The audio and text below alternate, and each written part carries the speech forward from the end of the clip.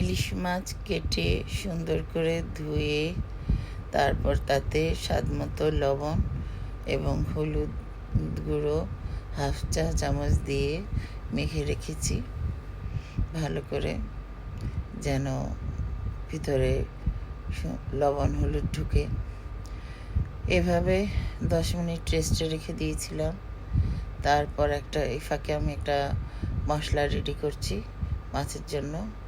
এখানে আমি সরিষা বাটা নিয়েছি 1 টেবিল চামচ, তারপর পোস্তা দানা বাটা নিয়েছি 1 টেবিল চামচ।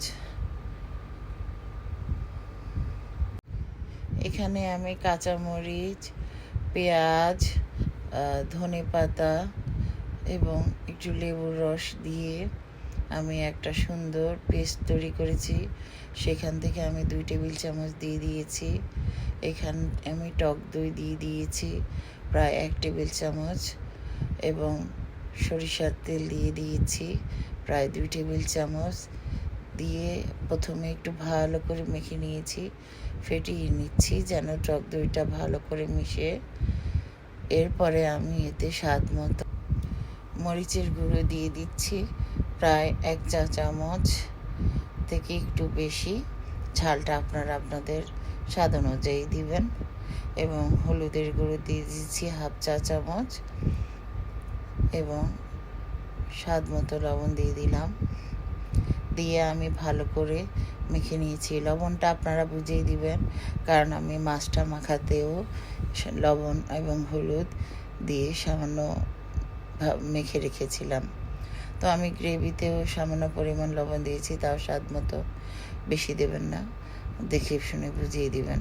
এরপরে একটি টিফিন বাটিতে আমি হাফ মিশ্রণ নিয়েছি, নিয়ে ভালো করে ছড়িয়ে দিয়েছি মিশ্রণটাকে। এরপর আমি ইলিশ মাছগুলোকে ভালো করে বিছিয়ে দিচ্ছি যেন সুন্দরভাবে হয়।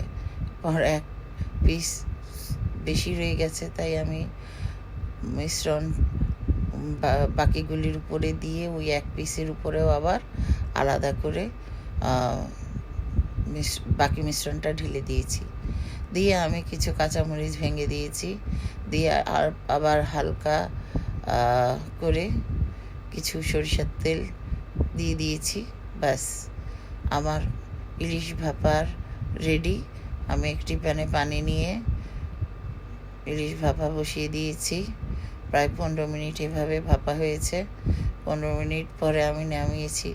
দুঃখিত, আমি টিফিন বাটির ক্লিপটা নিতে পারিনি, তার আগেই আমার ঘরে সব খাওয়া হয়ে গেছে। অবশেষে এক পিস ছিল, সেটা দিয়েই আপনাদের দেখালাম।